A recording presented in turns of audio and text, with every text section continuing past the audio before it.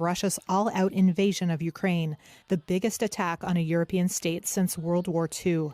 Stop the war, stop bombing Ukraine, stop Putin, were the messages coming from demonstrators in Beirut on Thursday.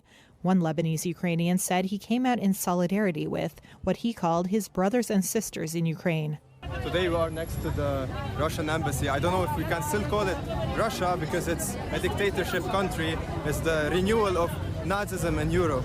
In Madrid, a protester outside the Russian embassy held a sign showing Putin with a bloody handprint on his face. Spanish actor Javier Bardem joined the demonstrators. I'm here to demonstrate my condemnation of the Russian Federation's warlike actions against Ukraine. But above all, to the concern over the wave of refugees this could generate as a consequence of this invasion. Several hundred pro-Ukrainian protesters also gathered near Downing Street in London, calling on their government to impose more sanctions on Russia. Stop! Putin! Stop the war!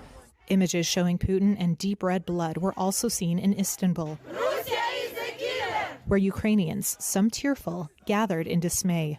A Ukrainian protester named Maria pleaded with Russian citizens to take a stand against Putin. Please, Russians, go outside. Declare that you are against this war. Many Russians did just that. According to a protest monitoring group in Russia, police detained more than 1,600 people at anti-war rallies in 53 Russian cities.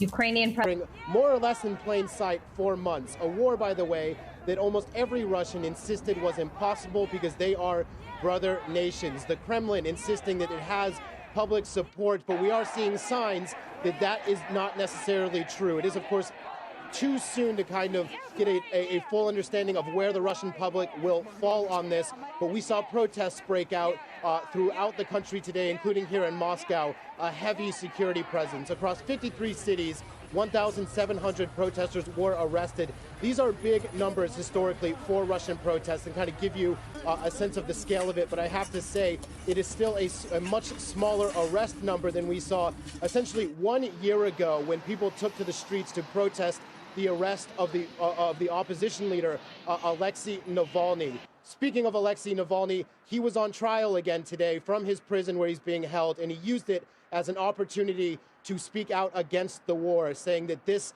is essentially a way for the government to cover up what he says is The Russian embassy in Greece witnessed dissent from Ukrainians as thousands of protesters demonstrated in the capital city of Athens.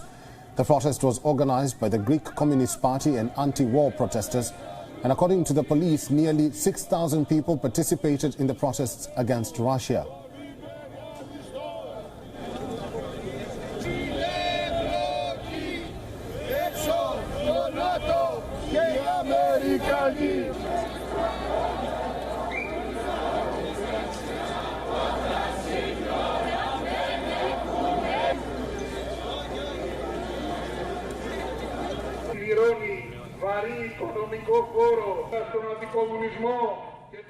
I'm also from Georgia, and they have done this to us. They occupy 20% of our country, and it's just tragic what they are doing right now, and we try to show as much support as we can, but our government is not doing much to help them, while Ukraine helped us so much in 2008 and also in the war when they took Abkhazia from us. This is all I can do right now, but my support is there with them. Ukrainians, along with Italians, gathered in front of Rome's City Hall, demanding immediate end to Russia's invasion in the presence of the city mayor. The crowd marched with candlelights towards the Colosseum, lit with the colors of the Ukrainian flag.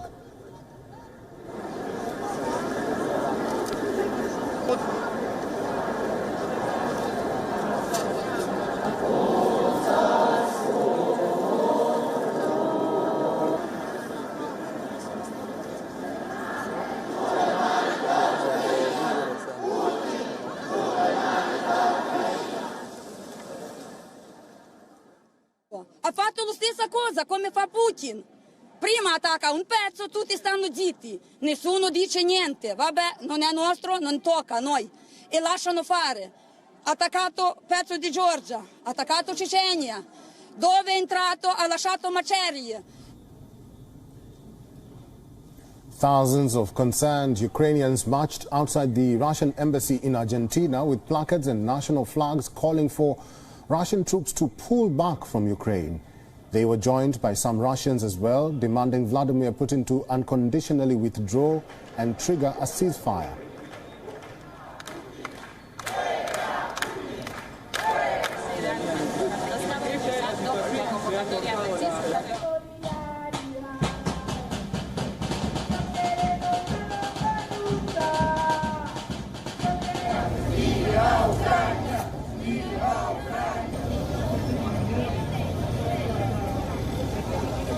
Stop Putin! Stop Putin! Russians laid flowers outside Ukraine's embassy in Moscow as Putin's military is on the verge of a takeover in Kiev. The people demanded Vladimir Putin to stop the invasion of a democratic country.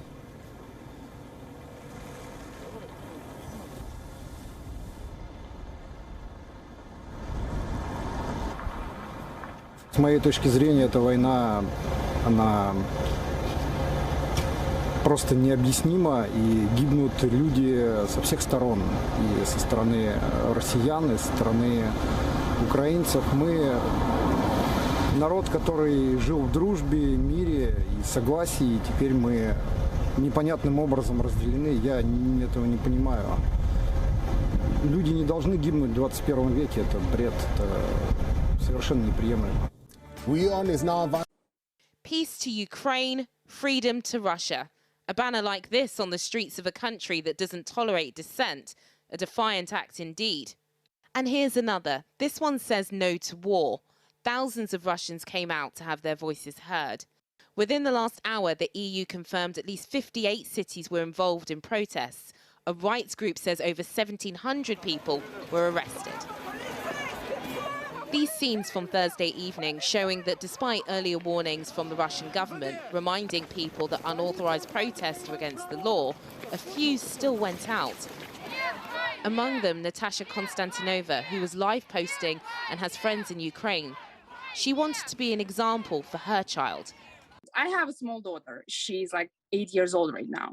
So when I imagine when she's gonna grow up, and she's gonna ask me, so Mom, what have you done? Why didn't you stop that? So every time I think about this, like, should I stay home? No. Do you think a lot of Russians are confused by what's going on? I think yes. Others are scared. Youth are angry, like for real, because youth, they understand the consequences. Not only that people are dying, but also they understand the consequences for our country. Russian rapper Oxymiron, with a social media following of over 3 million, cancelled his sold-out shows across the country indefinitely, saying, "I can't perform while Russian missiles fall on Ukraine." He had this message for his fans. И как бы нам не объясняли, что это не агрессия, а защита, но Украина не вторглась на территорию России. Это Россия прямо сейчас бомбит суверенное государство. Even the king of late-night TV in Russia has spoken out against the war. His program has now been taken off air tonight. An anti-Putin post has appeared on the Instagram account of Sofia Abramovich, the daughter of oligarch Roman Abramovich. And tennis player Andrei Rublev had this to say after he won his match in Dubai. I think we can get behind that. On Russian state media, though, the war is being referred to as a special military operation and not the invasion the world is seeing. But tonight on the streets of St. Petersburg, protesters are out again. A woman holding a peace sign carrying a baby is pulled aside by a handful of police. She's then led away and arrested.